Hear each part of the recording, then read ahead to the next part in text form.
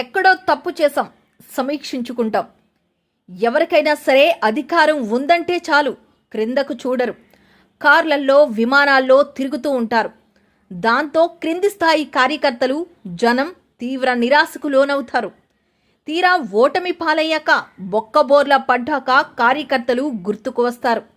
సరిగ్గా వైసీపీకి అదే జరిగింది. పార్టీ కార్యకర్తలు ఆశించిన గౌరవం వారికి దక్కలేదని మంత్రులుగా పనిచేసిన వాళ్లే ఇప్పుడు లెంపలేసుకుంటున్నారు. మాజీ మంత్రి గుడివాడ అమర్నాథ్ మాటలు చూస్తుంటే వైసీపీ సీన్ ఏంటో అర్థమైపోతుంది.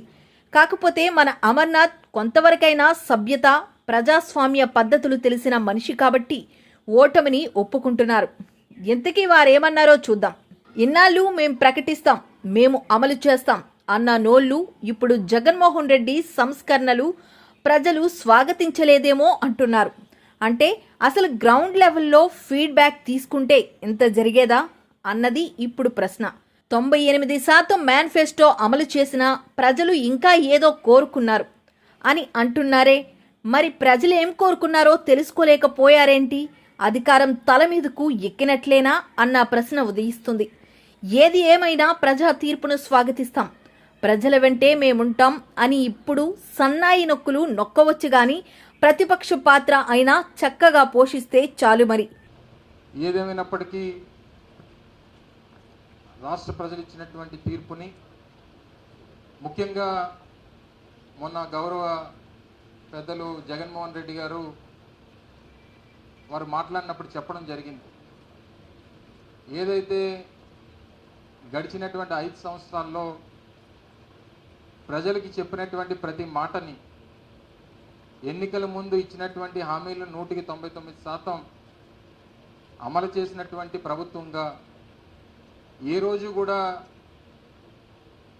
ప్రజలు అడగకుండా ప్రతి సంక్షేమ పథకాన్ని అందించేటువంటి దిశగా పనిచేసినటువంటి ప్రభుత్వంగా, ఎన్నికల ముందు చెప్పినటువంటి మేనిఫెస్టోలో ప్రతి అంశాన్ని నిలబెట్టుకోవాలనేటువంటి దిశగా పనిచేసినటువంటి ప్రభుత్వంగా. ఏందేంది, స్టీల్ ప్లాంట్ ప్రైవేటు పరం కాకుండా చూడాల్సిన బాధ్యత కూటమిదేనా?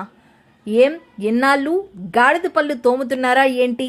ఒక్కడైనా స్టీల్ ప్లాంట్ కోసం ఒక్క మాట అయినా అనలేని మీరు ఇప్పుడు కూటమి మీదకు తోస్తారా? సర్లే చూద్దాం. ఓటమికి కారణాలను సమీక్షించుకుంటారా? ఏది మళ్ళీ చెప్పు సామి. ఎస్, ఇది ఇప్పుడు చేయాల్సినది.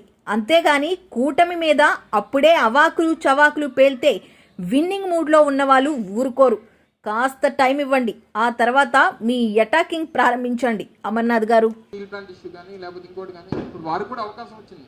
సరే, జగన్మోహన్ రెడ్డి గారు వచ్చి మీరు కూటమికి ఓటేస్తే మీరు ప్రైవేటైజేషన్కి మద్దతు పలికినట్టే అనేటువంటి మాట చెప్పినా కూటమికి ఓటేశారు.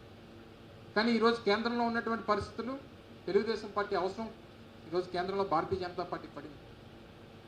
ఈరోజు తెలుగుదేశం పార్టీని నిన్న జరిగినటువంటి ఎన్డీఏ సమావేశంలో, సరే నిన్న ఇనీషియల్గా ఆ డిస్కషన్ జరగకపోవచ్చు, కానీ రేపు ప్రభుత్వం ఏర్పాటు చేసిన తర్వాత ప్రధానమంత్రి గారిని, ఎన్డీఏని మేము కోరేది ఏంటంటే, ఈరోజు తెలుగుదేశం పార్టీ అవసరం కేంద్రంలో పడింది కాబట్టి, కేంద్ర ప్రభుత్వం ఏర్పాటు అవ్వడానికి పడింది కాబట్టి, ఇప్పటికన్నా స్టీల్ ప్లాంట్ ప్రైవేటీకరణ విషయంలో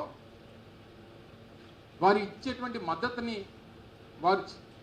వారు ఒక రీజనింగ్, వారికి ఒక కారణంగా స్టీల్ ప్లాంట్ ప్రైవేటీకరణని విత్డ్రా చేసుకోమని చెప్పాలనేటువంటిది మా తాలూకు కోరిక.